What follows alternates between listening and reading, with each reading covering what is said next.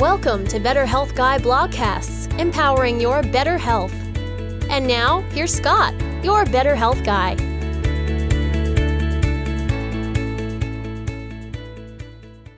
The content of this show is for informational purposes only and is not intended to diagnose, treat, or cure any illness or medical condition. Nothing in today's discussion is meant to serve as medical advice or as information to facilitate self-treatment. As always, please discuss any potential health-related decisions with your own personal medical authority. Hello, everyone, and welcome to episode number 132 of the Better Health Guy blogcast series. Today's guest is Yolanda Hadid, and the topic of the show is Yolanda's journey. Former top model, television star, author of Believe Me, mother of three, and fashion's it girls Gigi and Bella Hadid, Yolanda was diagnosed with chronic neurological Lyme disease in 2012. The invisible disease ravaged her personal and professional life, leaving little but doubt and despair on the horizon.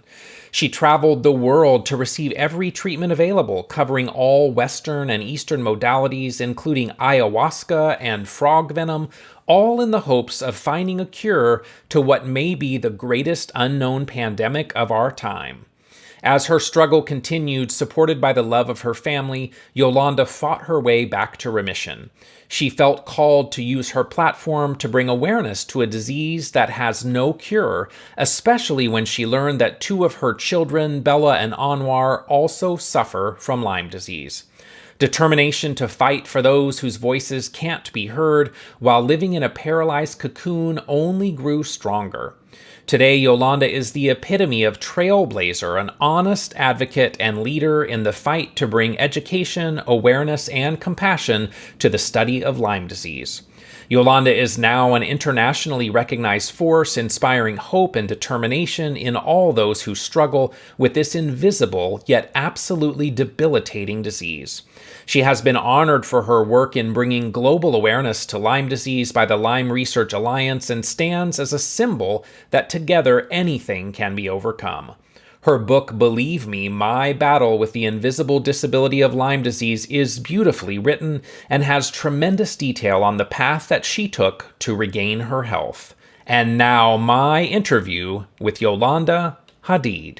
It is my honor today to have the opportunity to talk with Yolanda Hadid and discuss her journey with chronic Lyme disease and how her own struggle led to her being the vocal advocate that she is today. Thanks for being here, Yolanda. Thank you for having me. It is interesting that many people feel the start of their journey is when everything finally falls apart, but oftentimes there's earlier signs that may represent less than optimal health, and yet that last straw that breaks the camel's back hasn't happened yet. Talk to us a little bit about your health as a teenager and young adult, your challenges with Epstein-Barr virus and hepatitis. What was your health like growing up?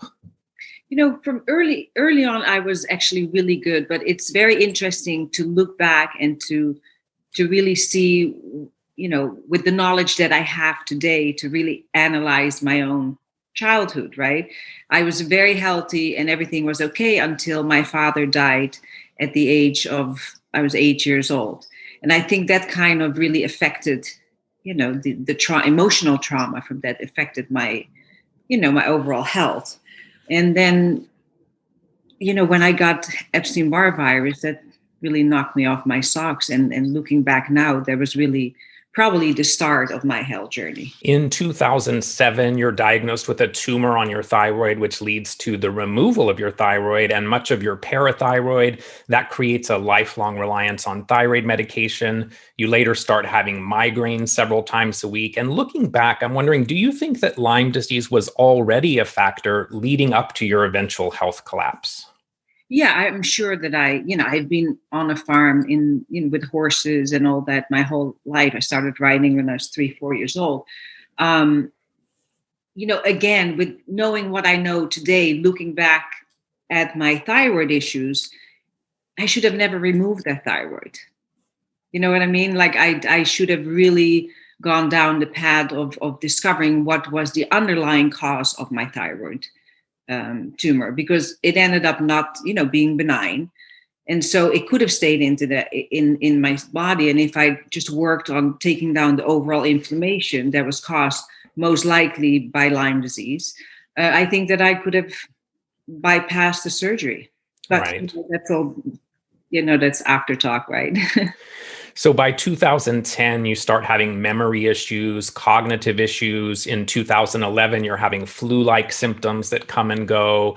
You later notice that one side of your face is drooping while you're filming a television show. And so you think of Bell's palsy. You rationalize that it could be a side effect from Botox injections. You keep pushing through. You will yourself to keep moving forward, but your cognitive symptoms continue to worsen. You come to the recognition that it's not stress. And at that time, no one was looking for the underlying root causes, as you just mentioned, that could potentially explain your symptoms. So what was that moment where you finally realized that you could no longer will yourself to just keep going? It takes a lot to get to, for a type A personality like me, it's single mom of 3 children, a career, running a household, kids, schools, and all that goes on. I didn't want to give in to something. You know what I mean? Like I kept going, no, it's the flu, it's this, oh, I'm tired. It's that. And at some point, when you finally get to that point, it's just like, oh my God, like I'm such a badass to push through all this. And why did I even do that? Like I'm going to win a medal or something, and you won't, right? So my advice to other women is always, be your own health advocate and really take a pause and look what's going on in your life and handle it from there, right? Rather than pushing and pushing. Yeah, and it's interesting that you mentioned the type A personality, because my observation over the years is most people that develop chronic Lyme disease are type A personalities. And so I think that plays a key role in the development of these conditions. Yeah.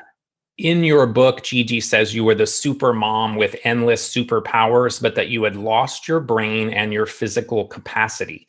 So what was it like for you raising 3 children, being in the position of not being able to take care of yourself at that point? Take us back to 2011, 2012, when your journey first started, and talk to us about that experience of losing the life that you knew. What were some of the symptoms you were dealing with at the time? And what was your emotional state when you were being faced with this new and unexpected unknown? It's devastating to get to that point where you go, okay, I now need to ask for help. Like I can't do this on my own anymore. And then, finally being diagnosed and learning that there is no cure for Lyme disease. And then, rather in the beginning, you're like, you don't want to give in, but when you finally do give in and turn inwards and start dealing with it from down there, is where you find your true strength, right? I mean, you don't really know how strong you are until you're completely broken. And I had to learn that the hard way and give into it and learn to really be more centered within myself rather than trying to, find answers out there. Yeah, that's the beautiful part, I think, of this journey. For me, I say that there's so many gifts that I've received from it. As challenging as it was, we do get new perspectives on life and what's important and what matters. Yeah. And, it's a beautiful thing to as hard as it is while you're in it, now looking back, it also gave my children a huge sense of, worth within the family, and they found their own strength. There's incidences where I remember one time I was so sick and Gigi had to drive me to the emergency room at 3 a.m. and she barely had her driver's license, so she was driving. The other 2 kids were holding me in the back seat, and I was so sick. And you look back, and as scary as it was in that moment, I had to just give in and go like, okay, you guys have to help, and they all stepped up to the plate. And therefore, I think became very strong and independent human beings. Yeah, that's a beautiful thing. As you start your work on The Real Housewives, your health declines to the point that it wasn't even safe for you to drive, and you actually got into an accident. Your migraines were getting worse. You're in the hospital. You failed a neurological exam. Someone at that point suggested exploring Lyme disease, but your tests were negative. So did you at that point put the possibility of Lyme disease out of your mind? And what are your thoughts on the diagnostic challenges that still impact those with chronic Lyme disease today? I think that's the hardest thing is getting diagnosed, because even if when they mentioned Lyme disease, but yet I tested negative, you kind of let it go and go on, okay, what else? What can be wrong with me? Because obviously on paper, I look pretty good, but I can't function in the world. So that was was a huge awakening of like, of a phase. I don't know. I think what I'm trying to say, I was so scared in that moment. When you've done so many tests and, like you said, you're not passing the neurological testing, they would tell me repeat words and I couldn't remember the words. Like, you're just so helpless. And, but it also, I early on decided that I have to be my own health advocate and I have to keep pushing forward and start looking outside the box and engage people in different countries and different doctors with different ideas, different kind of, testing. And as you know, at some point I got on the plane to Belgium to see a Lyme specialist in Belgium, Dr. Merier. And I remember I got on the plane and the minute we were up in the air, I just started bawling, crying because the inflammation in my brain was so severe that the altitude with my problem just, didn't work together. And I cried the entire way there. And I remember that they just let me lay down. They didn't even try to sit me up at landing because they were like, let's get rid of this woman because she's been crying the whole trip. But it was so painful. And, but, that led me on the right path, though. Once he called 6 weeks later, saying, okay, you have neurological Lyme disease and most likely already for a very long time. This is not something that just happened. I was on the show at that time. And, but how you think, I'm always positive. Like no matter what happens in my life, I can always see the positive in it. So I was like, okay, I'm on the show. I have a job. I'm making money. Like, I'm not going to quit now. Like, this is real life. Like on these kind of shows, it says Real Housewives. Okay, this is a Real Housewife problem, right? And as hard as it was to be judged for all that I couldn't do, I also think that it gave me an extraordinary platform to bring awareness to a disease that most people don't know anything about. And, since that, it's been my journey to help find a cure that is affordable for everybody. And going back to what you were saying, a diagnostic testing, I mean, that's still a problem today, right? Absolutely. So at that point, you had thought about chronic fatigue syndrome. You went to Belgium working with Dr. Demillier. You talked about the challenges you had on the flight. Took several weeks after you got home before you got your results. But when you got home, you actually collapsed and fell. You needed 12 stitches.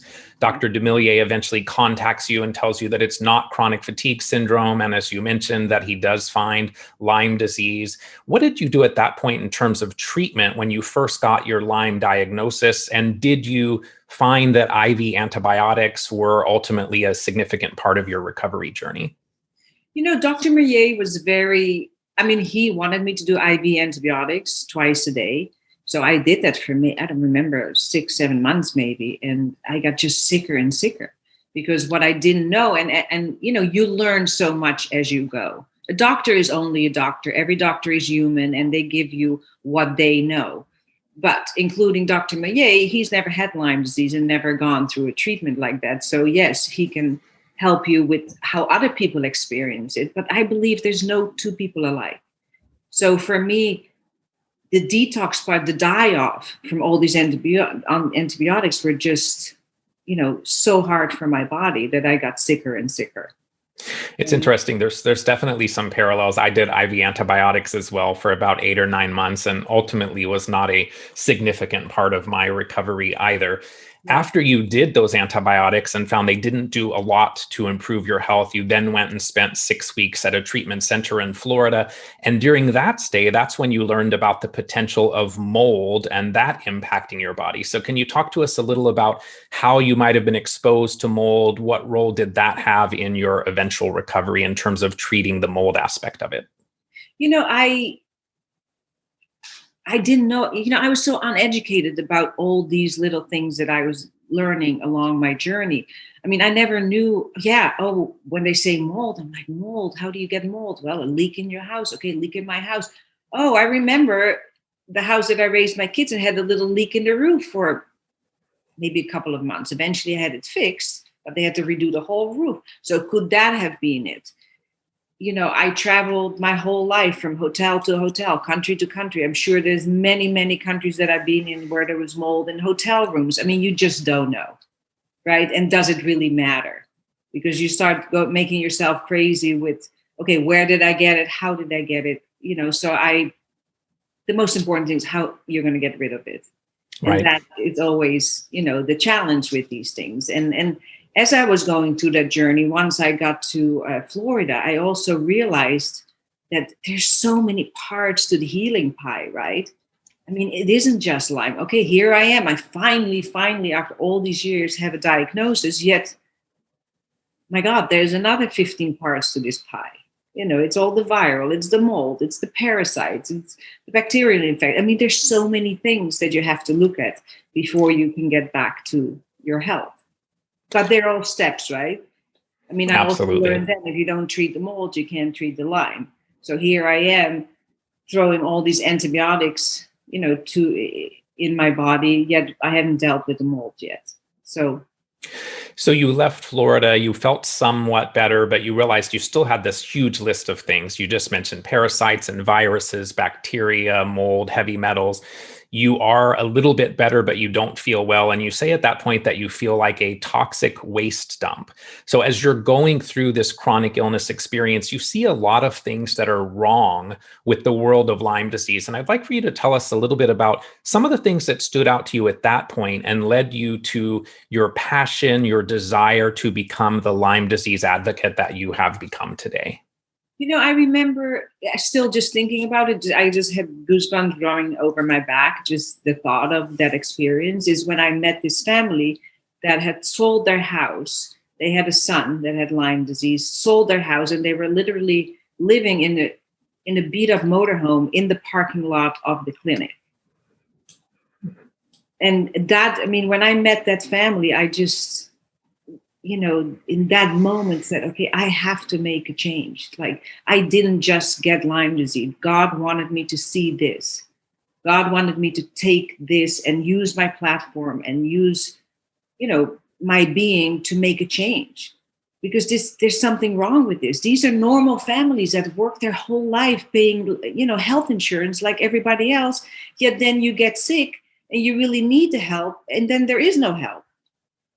You know what I mean? Imagine the parents that, they were older, and it just was the saddest experience I've ever had. But it also put me on the path of, okay, I didn't get this for no reason. Absolutely. I was given me this for, to do something with.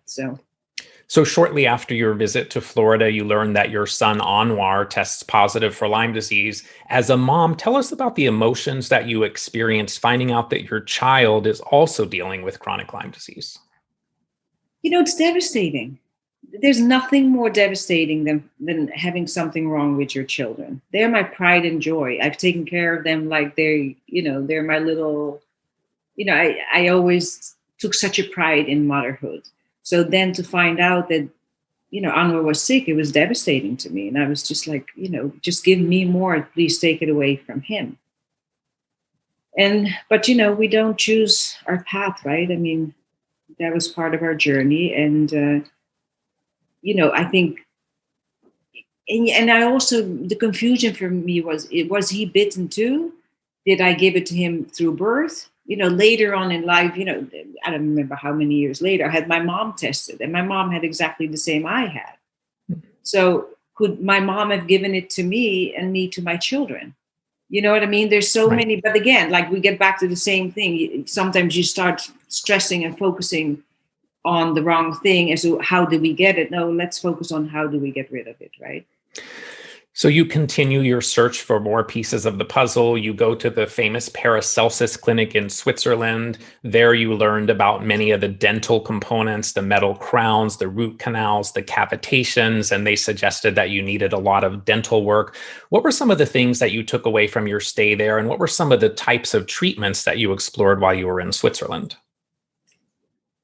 When I was there, they did the hypothermia, which didn't work for me. But then fast forward years down the line, I realized that I already had implant disease.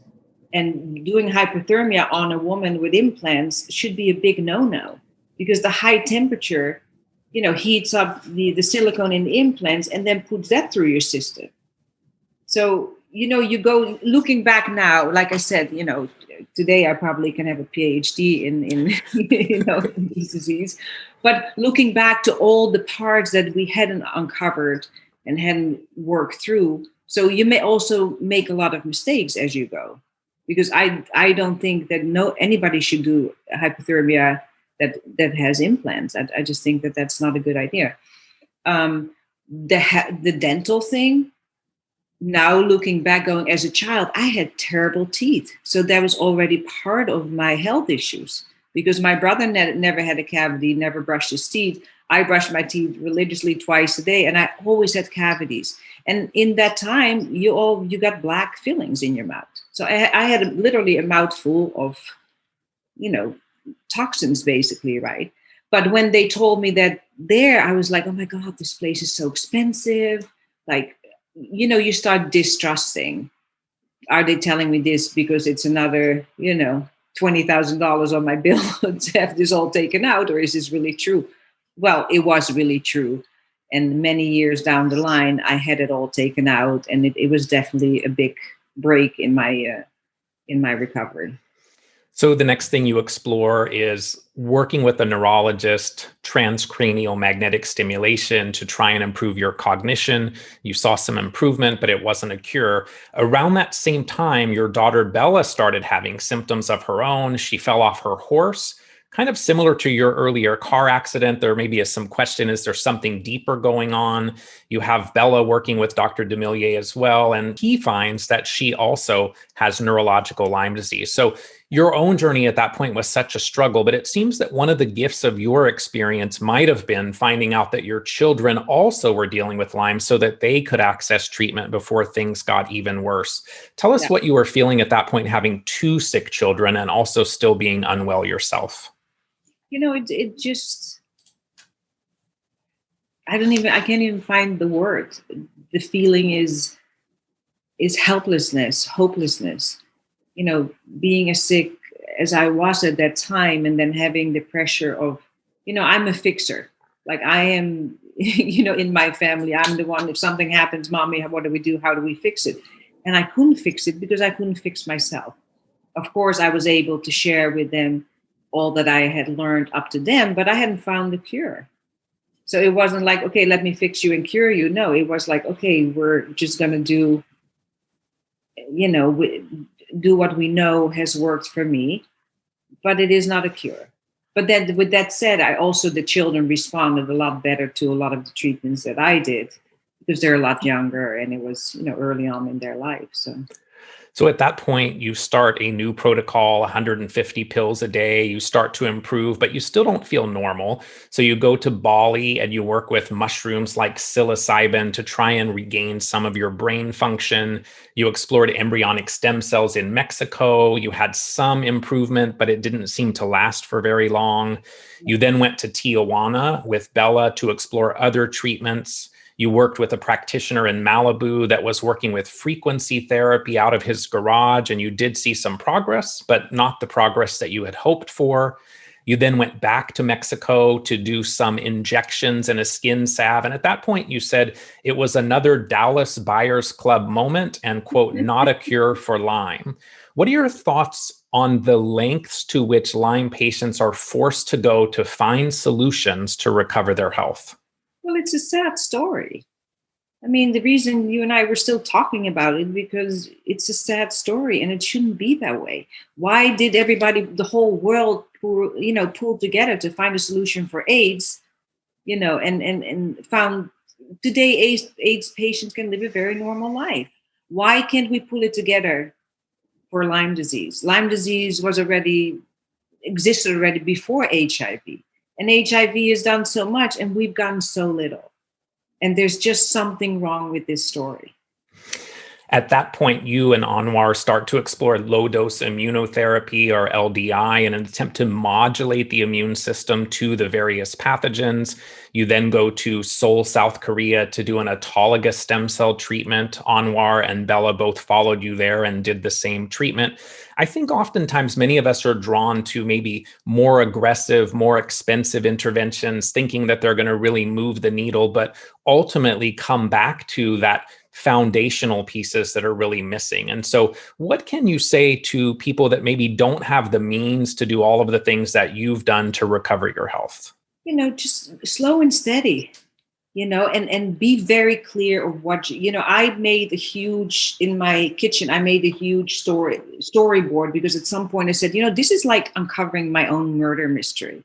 So I need to be very intelligent and work strategically. So I put all my diagnoses on the back wall. I put a huge pie of what I had realized, that the round pie, the healing pie, is not just Lyme disease. Like we just said, there's many different pies. So make a pie for yourself and know through diagnostic, what have you learned about your own pie? And then work slice by slice. And I think that a lot of people forget that the detox part of it is so important. Diet and detox part.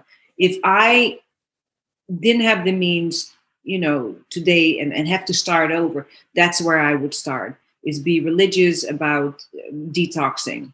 Epsom salt baths, hot baths every day, coffee enemas, charcoal, other binders, spirulina, diet, hugely, hugely important. So if there's nothing you can do, just do that. I've just been, I'm at this part of my journey. I spend so much money. I traveled the world. And I'm now 103 days into a diet that is only fruit and vegetables. And it works. It works. A couple of months ago, I got hit with another flare-up of Epstein-Barr. And I just cut out everything. No sugar, no dairy, no nuts, no oils, no butters, nothing. Just fruit and vegetables. And I feel amazing. I walk 5 miles every morning. My energy is a lot better. So the food component is hugely, hugely important. And I think quite often that gets overlooked. Absolutely agree. I feel like I'm talking to my soul sister here, because so much of your journey I can relate to. Yeah. At that point, you started working with Dr. Richard Horowitz. He consulted on your case, and his finding was that you weren't just dealing with Lyme and co-infections like Babesia, but maybe you had Q fever, another tick-borne infection. You had heavy metals, mold toxins, detox problems, nutritional deficiencies, mitochondrial dysfunction, hormonal abnormalities, insomnia, and an imbalance in your autonomic nervous system. Did that make you feel hopeful that someone was able to validate your condition and your experience at that point? Or did you feel discouraged that after you had done so much, that there was still so much road to travel? Kind of both, right? To be honest, like when you're, anybody that's on the same journey that we're on, getting a label, getting a name, thinking, okay, that's something that isn't a reason for why I'm not functioning right. On the other hand, a lot of what Horowitz said at that time, I already knew. So it was not that it was anything new. I just kept looking for different doctors, different perspectives, combining Western with Eastern medicine. I just wanted different perspective. I didn't feel like putting all my eggs in one basket was going to get me there. So at that point, you started antiparasitics and antimalarials with a focus on Babesia. How did the cost of these medications push you even more into your role of being a Lyme advocate? How infuriating was it for you that many patients don't have the means to access the treatment that they so desperately need? It's I get emotional still, because it makes me so angry. And in that time, I was so down and out. I had 22-inch parasites coming out of my ass. Yet everybody said, you don't have parasites. And then you get the medication, it's $500. And it's just like so unfair. I remember there was a treatment once, another stem cell treatment, and the bill was $50,000. And I said to the guy, thank you, but no thank you. If I can't share with other people what I do, I don't want to get better that way, because who can afford $50,000 to go fly to the Bahamas and get a treatment that Who can afford that? Absolutely. As much as I wanted to get well, I'm very stubborn. I'm very stubborn and righteous. At that point, I was going against everybody. Like I felt angry for others, not for myself, because I could do it, but just for other people that, who can afford that kind of treatment? Like we all deserve medications and help when we need it. Absolutely agree. There should be no, just because I'm Yolanda Hadid, I shouldn't be getting better care than anybody else. We're all the same. We're all equal. I come from a country with social medicine. So I was raised, you go to the hospital, even when my mom died last year, I got off the plane in Holland, went to the hospital, got there. She was in a room with 5 other people. And I said, Mommy, I got really upset because she had cancer. Her immune system was down. And I'm like, I want you to have a room, alone. And she said, no, we're all equal.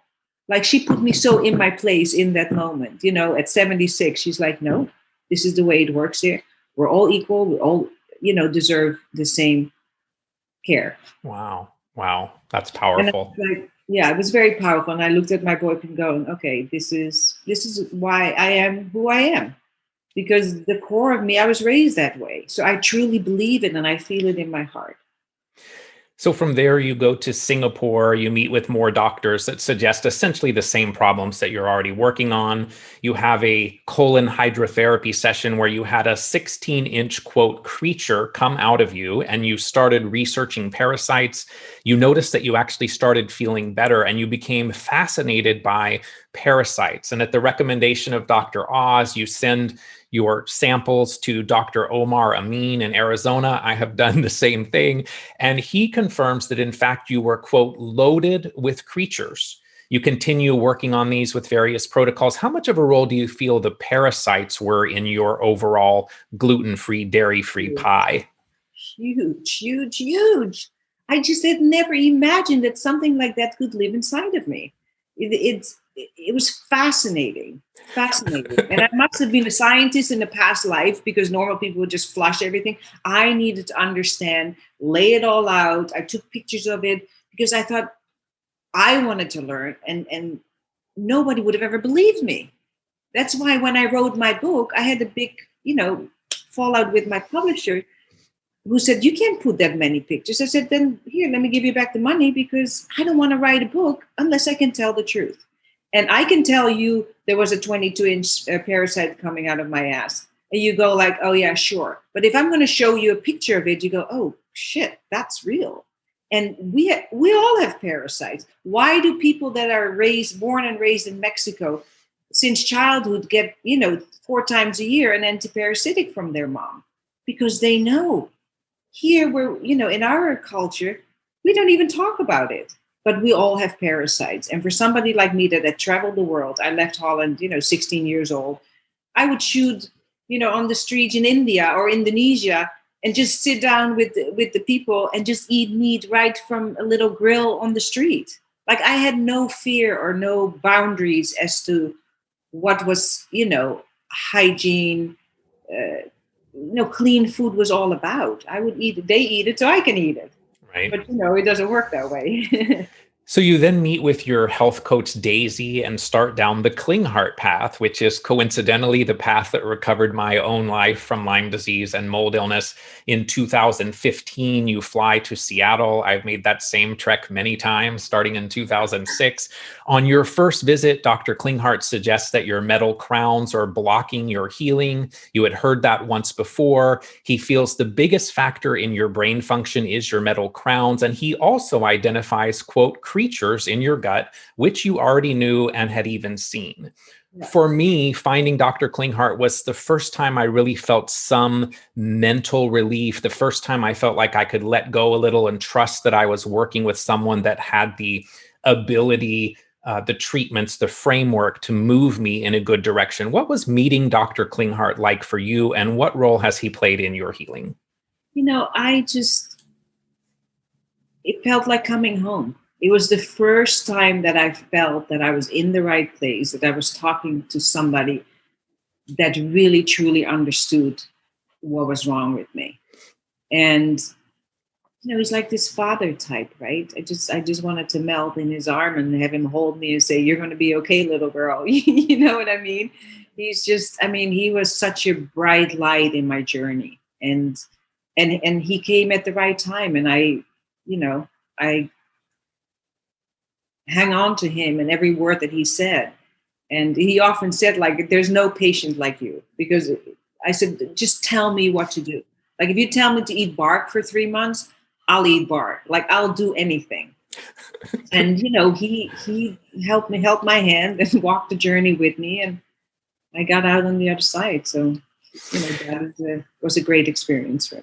At that point, you went back to Mexico to do recirculatory hemoperfusion with ozone. You did more stem cells in Germany. You continued with your Klinghart protocol. Around that same time, you had a full body scan that leads to a breast MRI and unexplained black spots all over your chest. They're determined to be free-floating silicone from breast implants that had ruptured and were later replaced. But that silicone had traveled throughout your body and was potentially serving as an ongoing trigger for your immune system. That leads you to another round of stem cells to prepare for an explant. That was in the Bahamas. And then you started working with Dr. Lu Jin Fang. Your explant procedure was 8 hours long and one of the most difficult she had ever seen. The silicone granulomas extended all the way to your clavicle. The explant resolved your chronic cough. You continued to detoxify the silicone that could not be removed. And 3 weeks later, even though you had a long road ahead, you were on the treadmill at the gym. How much of a role do you think that breast explants, that procedure, and the silicone detoxification, how much of a role do you think that played in your illness and ultimately your recovery? I think that was a huge breakthrough for me. I think that discovering that was something that, like I said, was overlooked by so many different clinics. Like, you fill out your forms when you come somewhere, and I always tell people I had breast implants, you know what I mean? So that nobody ever looked at that before that moment is incredible. You know what I mean? I think that anybody that has implants needs to be really cautious and aware that it affects so many things. And then when you start researching implants and implant disease, it's huge. There's so much out there, and you ask your doctor. And I remember, because I think also getting well, a lot of it is also your own intuition, really going inward and really following. We're so busy in life, but when you're shut down like we were, where you don't live life anymore, you're just existing, right? Use that time to go deep inside and find little pieces of information within yourself. Because I remember years before that, I had called my doctor and I said, "Doctor, do you think my implants have anything to do with that?" No. And this is one of the top doctors in Beverly Hills. "No, you're fine. There's no proof." When I started really research, I learned so much about implant disease and how it affects your immune system. And it makes sense. When I came to Feng's office and she took an implant like this, she says, "Yolanda, this is a brand new implant. We're going to put it on the glass table and talk for a while." Half an hour later, she lifted it up and you could see like a layer of oil that was released just from room temperature. Imagine when it's in your body and you're running, jogging, saunas, hot baths, imagine what goes through your system. We're not built for that. We're not built to carry around plastic objects. And how are we brainwashed? And how are we made to believe that it's okay? That's like $1 billion business. Like, you know what I mean? These things just make me crazy. Right? You had some very powerful pictures in your book after your explant as well, so people can get a visual for what that was like also. Knowing what you know now, you did several different types of stem cells throughout your journey. I'm wondering if you felt like the stem cell therapies were a significant part of your recovery, or where did those fall in your overall recovery? I don't think, I think stem cells is a really good treatment. I just think it's a treatment that one does at the end of their journey. I agree. I think that, it's a waste of money to do it during, because you got to be working through all the things that we are discussing right now before you spend that money on doing stem cells. I do believe it's a great, I think that you can have a great benefits from it, but it has to be done on the right time. You have said that hair extensions, Botox, and breast implants were a mask of who you were not. And this quote, "I'm kind of embarrassed and disappointed with myself knowing that at one time I allowed my sexuality to be based on those fake things. What a lack of judgment and intelligence. Whoever decided that we need big breasts to be sexy? And how stupid was I to believe that? Why is superficial or augmented beauty revered over natural beauty?" You say that your implants were your number one screw up, that you are, quote, "going to be a toothless, boobless wonder." Ultimately, you feel empowered by your transition to your, quote, "original 1964 model," and say that it feels so good. Talk to us about the journey of going from a more superficial place to the deeper realizations and new perspectives that something like Lyme disease often brings. You know what? I have to reread my own book because that was actually really good. I haven't heard that. It was really good. Actually really good. You grow into, let's first talk about how we grow into, like, I was born on a farm, always close to the earth. I was a very earthy woman, but coming to America, my career, being a model early on, you start to fall into these little traps, right? And then you get to that point until you're faced with all that I was faced with. And then you come to the realizations of all that you just said. And I just, for the longest time, I was so disappointed with myself and thinking God punished me because he gave me the perfect gift. There was nothing wrong with me. Like, what made me ever think that I needed that? Implants or hair extensions, or I have shitty hair. Well, so what? It doesn't change the human being that I am, right? But I guess those were my life lessons to learn. And I'm grateful today that, God has given me the opportunity to learn them and get out on the other side where I can now look at my beautiful farm and be out in my vegetable garden and go to my meditation, place and really, live from within and be grounded in this world rather than my previous life. Yeah, I'm definitely a very different person now than before my Lyme disease and mold journey as well. Around that same time, you prepared to have your 9 metal-based crowns removed that were triggering your immune system. Dr. Klinghart continues to serve as a guiding light, as you say in the book, and identifies your next step, which include removing 5 root canals, fixing 2 cavitations, removing your tonsils to address pandas, and doing a procedure called TVAM, or transvascular autonomic modulation, to reset your autonomic nervous system. You use his quote, which I've heard many times: "The only way out is through." Tell us about your dental interventions and how important those ultimately were in your healing process. I think the dental is a huge part of the pie that we're talking about. It definitely cleared up my brain. Less swelling in the face. There were just little things that started to shift after I did all my dental work. It wasn't fun. It's a very expensive journey with the dental part, but I think it really works. And I do think that the cavitations, which also is something that, we're not educated about, right? As a child, we pull out the molars like it's nothing. Yet a lot of people have that low-grade infection that is just brewing there at all times. And then for somebody that has no immune system, that just knocks you off your socks. Just that will knock you off your socks. Then all the other things that is in our pie that adds to it. But it's something so overlooked by so many doctors. And I think a very important thing to discuss and be looked at. Absolutely agree. Yeah. You've mentioned the mental, emotional work. It is often so key to healing from chronic Lyme disease. Dr. Klinghart at that time tells you it's 50% of the healing pie. You had experienced a lot of trauma in your life. You already mentioned that. Tell us about some of the tools that you used in this realm Did you think that the mental emotional component potentially set the stage for your health decline? Or did the invalidation as you're working through your illness become a trauma of its own that needed some attention? And how much would you encourage people to explore the mental emotional realm? I can say now that yes, 50% of the healing pie is your emotional and spiritual healing. When the day he said that to me, I remember looking at him like, really? Like, I always thought I was such a together person. Like, if I have a problem, I call my mom in Holland and she'll set me straight in a second, right?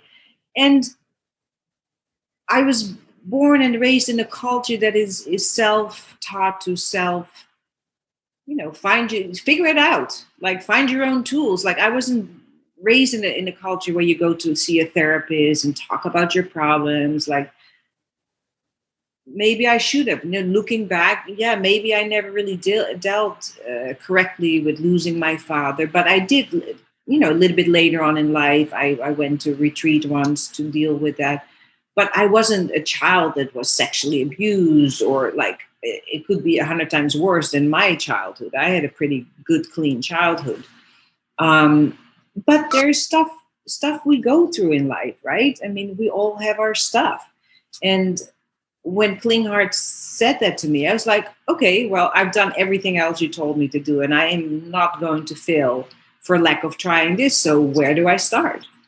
So he told me, what I should do and the things I should do. And then once I started getting into it, I was like, okay, I got to take this to another level. And that's when I started doing, did mushrooms. I did ayahuasca for a couple of times.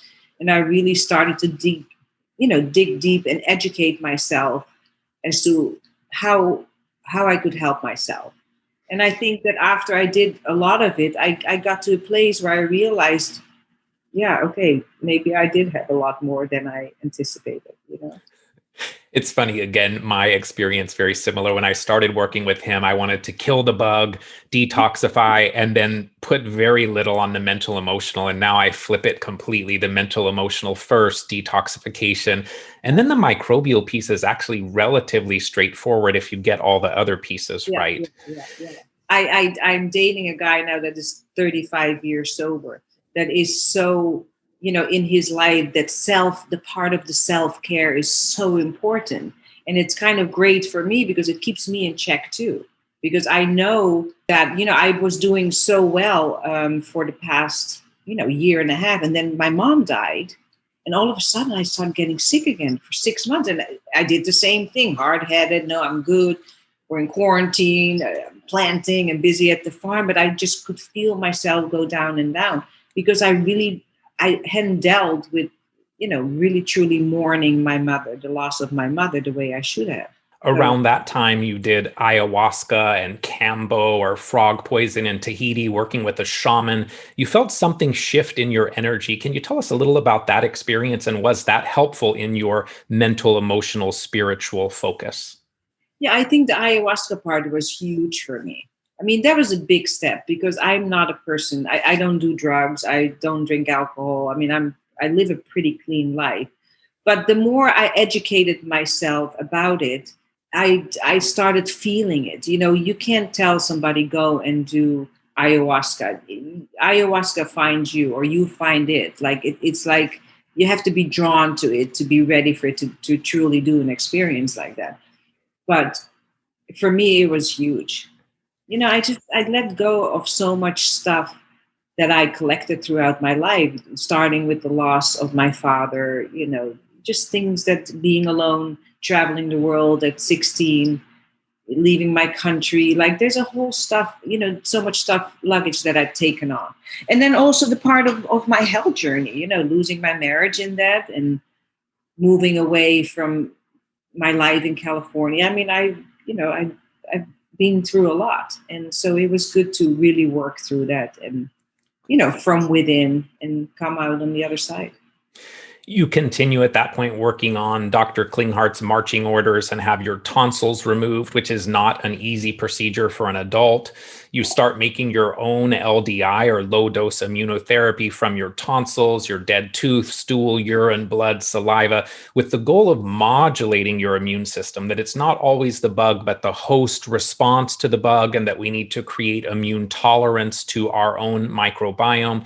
How important was LDI in your journey, and how much did you actually enjoy the process of exploring it? Well, you know what? Once you take control of your own journey and you start being educated, I mean, Klinghart laughs at me because I would show up with 150 little bottles with different strengths, homeopathic strengths of my stool, my urine, my teeth, and he's like, you're a crazy little scientist. But I took, but I really, the better I start getting, the more of my pies I could, mark off that I'd gone through that.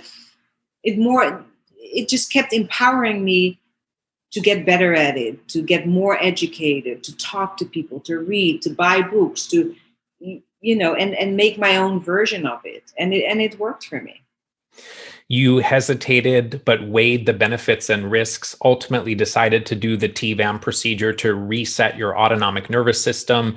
You explored Lyme N, you continued with your Klinghart protocol. And at that point, it seems like you've come quite a distance from where you started in 2011. Tell us how you're feeling at that point in your journey. The TVAM was one of the things that scared me a little bit, right? Because it's this big, I don't know, it scared me, but it definitely was a huge breakthrough for me. As I go through it, I feel stronger and stronger mentally and spiritually. At that point, my outside world, my outside life was really gone. I was really introvert. I was really, my main focus every morning waking up was getting well, finding answers to my own questions. And, it wasn't anymore about what am I going to wear, who am I going to see, who am I going to dinner with. I had no life left, just that and taking care of my children. But I don't know, you're just deep inside yourself and you're just going through life in a motion of, trying to get, you're in a maze. I always felt like I was in this maze. Make a left turn, no, wrong. Okay, back to the right turn, then one circle around. Then, you know what I mean? You go through these. It's thinking back now. It's such a strange. It's a strange experience, right? I think sometimes the journey of the illness, that part of the message is that we do need to prioritize and value ourselves, and that maybe we somehow lost that. And part of the message of the journey is to put ourselves back at the top of our focus and priority. And you don't have a choice because it's do or die, right? I mean, there's many nights that I would lay there thinking, I'm never going to make it through. And you wake up in the morning and you keep fighting because, you have a family to fight for. Most of us in the chronic Lyme disease world understand that eradicating Borrelia and co-infections like Bartonella and Babesia is not very likely. You alluded to that earlier, that there is no, quote, cure if we think of cure as complete eradication of these organisms.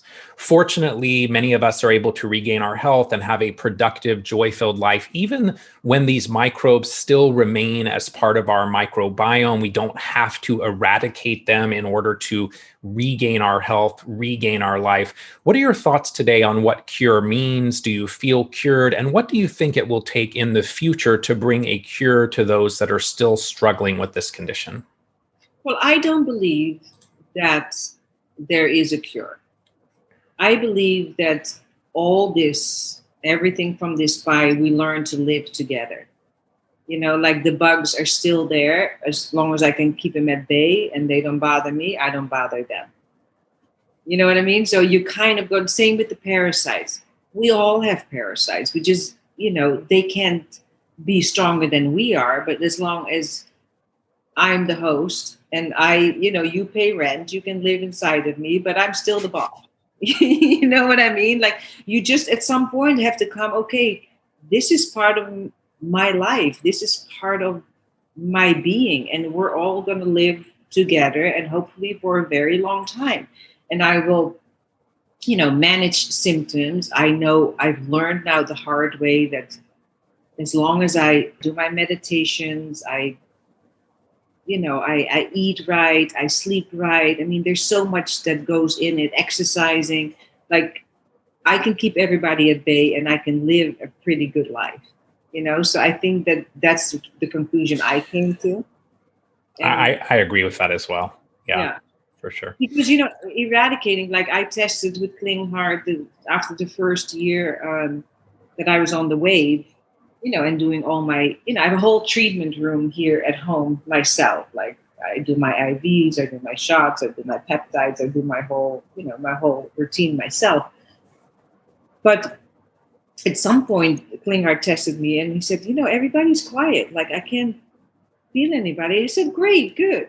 And he didn't say, oh, Yolanda, you're cured. But it was like, okay, everybody's at bay. I can't find anybody right now. Sure, they're there, but nobody is having a party.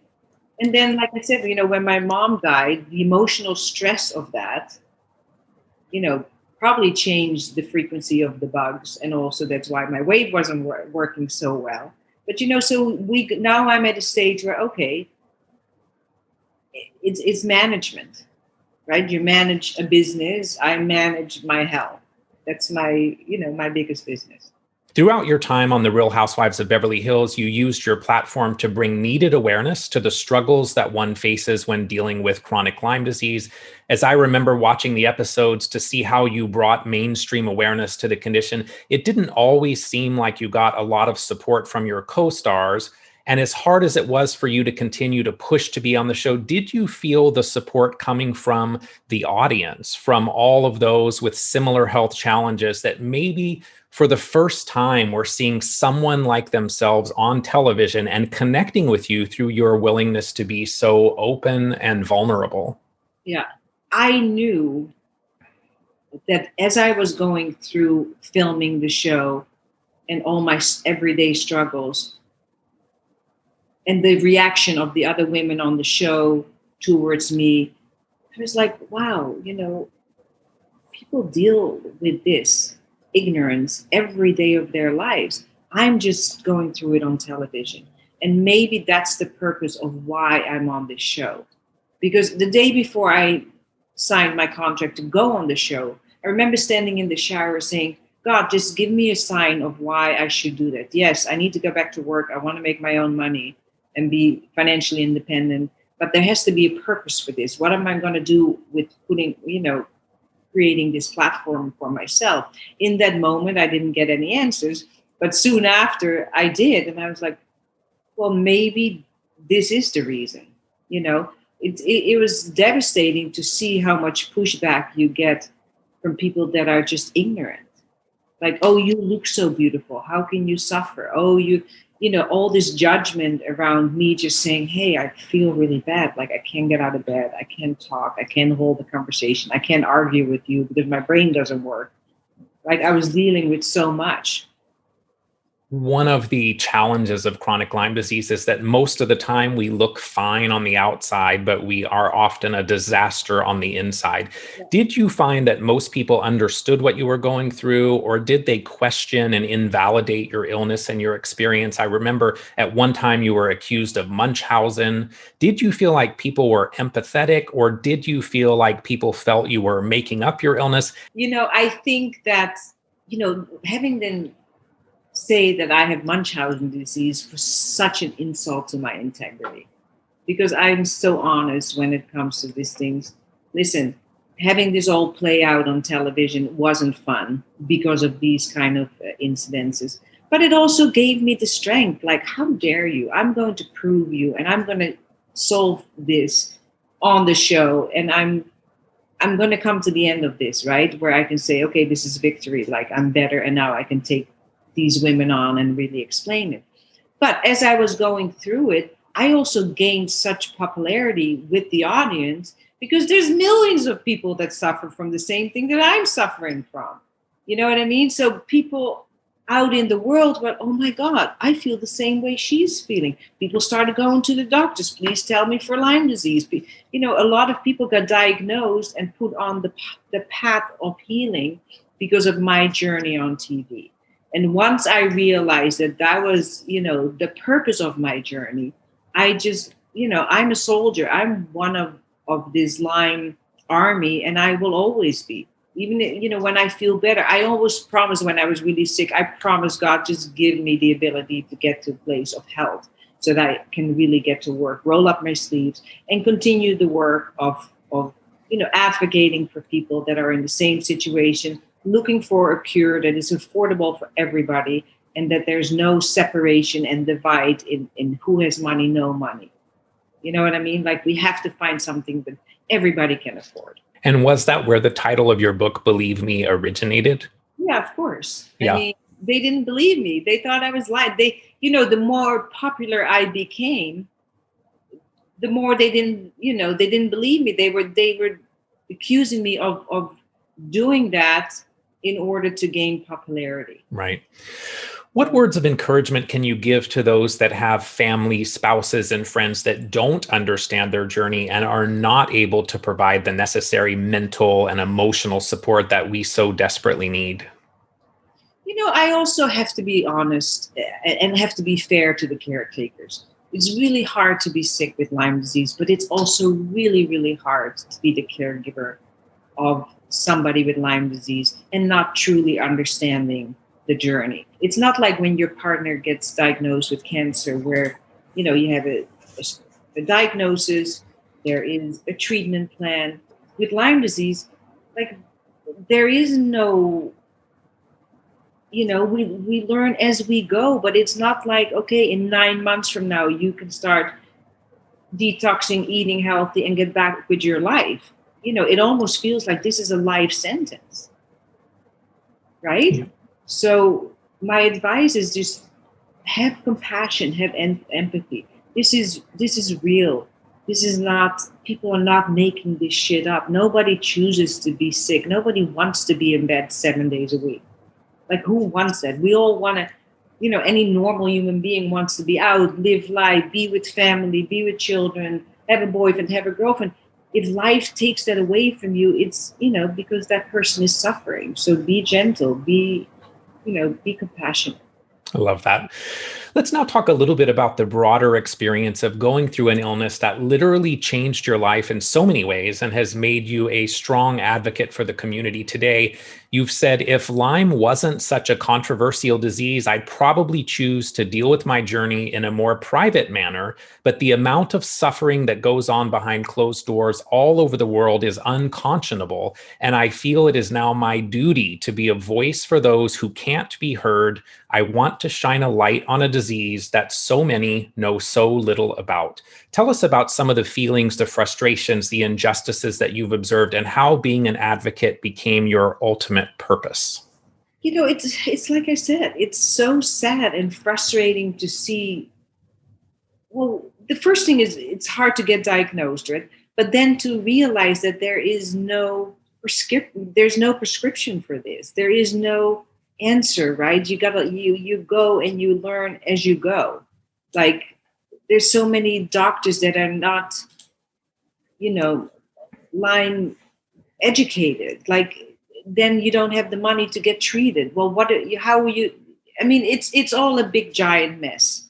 It's like I can't even, talk to, and we can't really blame a doctor, because one of my really good friends in LA that treated me in the beginning, at the end, he came back to me and says, Yolanda, I'm so sorry, I misdiagnosed you. But in medical school, I didn't learn about it.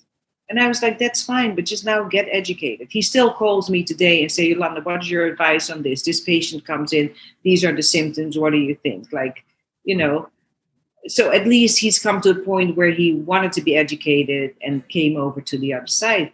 But a lot of institutions, a lot of hospitals, they still don't believe in chronic Lyme disease. How is that possible? I mean, we're all the living proof of that it exists. Like, what is the stigma around this?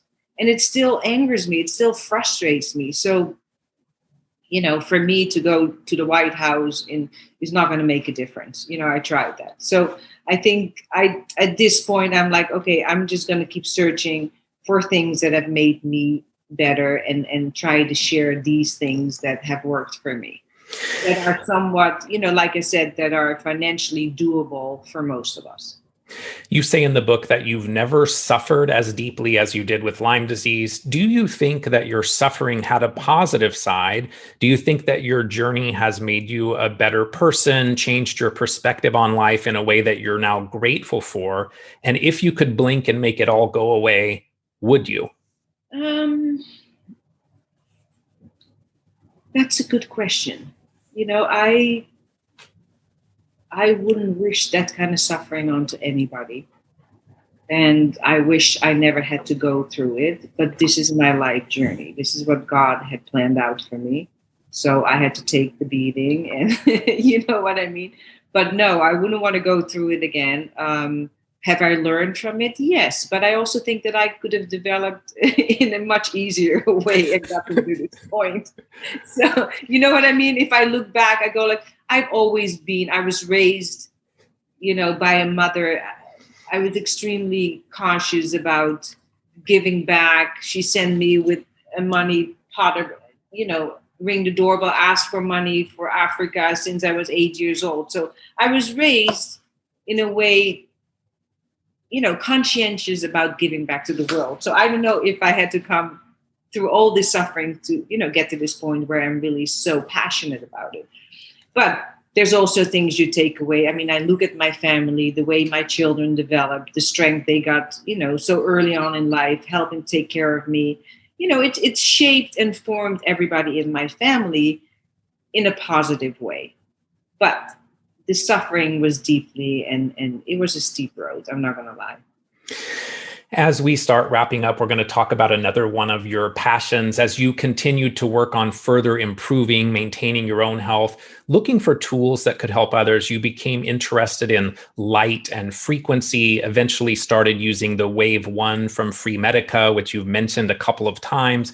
Albert Einstein is reported to have said, future medicine will be the medicine of frequency. I personally am a big fan of light and sound and vibration and frequency. I think that's where the ultimate solutions may lie. You had already said that you wanted to shine a light on a disease that so many people know so little about, and maybe you're shining a light on this disease in more way than one. Tell us about your experience with the Wave 1 light and frequency emitter and how it helped you and your family to further improve your health. Going back to where I started discovering, I remember being really sick. I had high anxiety. My brain was always shaking inside my skull.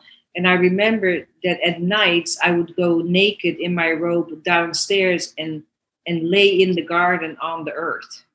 And that's where I would just lay there naked with my robe on the top of it and just sleep there with my pillow. And I always felt that there was a frequency coming from the earth that really calmed my system. Which is very interesting. I was introduced to frequency and light, pretty early on in my journey. But in the beginning, it was kind of too early, and I was like, yeah. As I kept going, working with Klinghart, he introduced me to, he works with sound, light, and all this. So then I started really educating myself, on frequencies, and I've been using the wave, and it's changed my life. I'm not going to say it's a cure because, like we just discussed, I don't believe there is a cure, but it's definitely managing 90% of my symptoms, which for me is a dream come true, right? I mean, that alone, 90% of my symptoms are gone. So I love it. I sleep with my device every night, don't miss a night ever. And I'm really excited for the future of this device.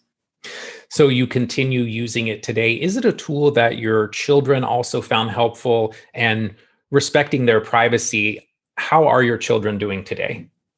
My children are good. They're all very health conscious, obviously seeing me go through this journey. So they are, they see their own holistic doctors. They do their IVs to keep their immune system up, but they're doing pretty good. They all use the wave as well. for different things. They're educated, right? They know so much because of this last decade of health journey that they've been through with Mama. And I think it's a gift. Looking at that, I can already see that it's something that they can give to their children. My son was saying the other day, he says, "Mom, I'm so glad that I was raised by a mother that knows so much about holistic healing, because a lot of kids don't have that knowledge." And I said, thank you. I'm glad you you mentioned that, because it's good to know. You are collaborating with the Free Medica team on a new project called the Wave Station. Talk to us about the Wave Station and how you see that further evolving the use of frequency and improving the lives of those with chronic health challenges. What is your passion around the Wave Station? Well, I love the Wave. I got off sleeping medications on the Wave. I remember wearing it. I used to, for years now, take Xanax at night or anything that would just put me to sleep, because I have severe insomnia. When I started wearing the Wave, after a couple of days, I go, oh my God, I was falling asleep before I could take my sleeping pill. So that's when it really got my attention. Obviously I was working on all my Lyme symptoms, but the first thing that really helped me was my insomnia issues. The more I started to use it, the better I started to feel, the more inspired I got about it, and the more I wanted to educate myself. So the amazing thing is that we can take the frequency of anything and put it on our body and use it to heal, right? So that's an amazing gift that we need to use, and it's been used for hundreds of years. This is no new technology. This is, knowledge, like you said. Einstein already knew about it in his time. So when we came up with the idea of doing the Wave Station, I was like, why can't we help different people with different problems? Why can't we just, use the idea of a library? Like, remember if I want to start studying about, I want to know things about cancer, just specific cancer, I go to the library, I get the book on cancer. Or I can get a book on health or skin or this. We can take the frequency of anything. So the idea of a library where people can use their own device and download the frequencies of what they're dealing with in that moment just seemed like a brilliant idea to me. So I'm really excited about it. And hopefully people will enjoy it as much as I have. I mean, like I said, I don't sleep a night without it. Yeah, I use mine every day as well. And I'm also excited about the Wave Station because then it'll broaden the things we can potentially use to support our body. So and it's endless, right? I mean, it's like owning a library is endless because there's books on everything. I think the same for frequencies. I mean, we can take the frequency of anything. So the possibilities for the Wave Station is endless. As we wrap up our conversation, I want to urge listeners to get your book. Believe me, we covered a lot of ground today, but it was only the tip of the iceberg of what you cover in the book. When I read the book personally, I felt like it was just so beautifully written, and I really appreciated the detail, the vulnerability, everything that you shared about your personal journey. What is the best way for people to continue to follow you and your Lyme advocacy work? I'm on social media. I mean, as you know, Instagram is a huge platform. I'm on Instagram, on Twitter. I have an email account on my Instagram page. I answer at least maybe 15, 20 people a week that I help of finding, tools for diagnostics of doctors in their area. So I'm always willing to answer those kind of emails. And, hopefully I can really help people with the Wave. I mean, that's really, for me, is the one thing that I found that I feel really passionate about because it's done so much for me. Beautiful. My last question is the same for every guest. It may be difficult for you to answer, but that is, what are some of the key things that you do on a daily basis in support of your own health? I'm very, how do you say that? Rigid? I don't Regimented? Regimented. I get up in the morning, I do my lemon water, then I have 20 ounces of celery juice, then I go on my 5-mile walk, Then I come back, I do a heavy metal detox smoothie from the medical medium. And, then I start my day. So that's really my morning regimen. Beautiful. You have literally been to the ends of the earth and back, in fact, many times. You've left no stone unturned. You've sought solutions for yourself, but then taken your journey and turned your pain into your passion, your mess into your mission, a mission to help others find answers and to not have to struggle like you have. I thank you for your work. I look forward to continuing to follow you and see the difference that you're making in the lives of others. And thank you so much for your generosity today and sharing with all of us. Thank you for having me. I appreciate it. Thanks, Yolanda. Thank you. To learn more about today's guest, find Yolanda Hadid on Instagram or Twitter. That's Yolanda.Hadid on Instagram or Yolanda Hadid on Twitter. Yolanda Hadid on Instagram or Twitter. Thanks for listening to today's episode. If you're enjoying the show, please leave a positive rating or review, which will help the show reach a broader audience. To follow me on Facebook, Instagram, or Twitter, you can find me there as Better Health Guy. To support the show, please visit betterhealthguy.com/donate. And to be added to my newsletter, please visit betterhealthguy.com/newsletters. This and other shows can be found on YouTube, Apple Podcasts, Google Podcasts, Stitcher, and Spotify. Thanks for listening to this Better Health Guy blogcast with Scott, your Better Health Guy. To check out additional shows and learn more about Scott's personal journey to better health, please visit betterhealthguy.com.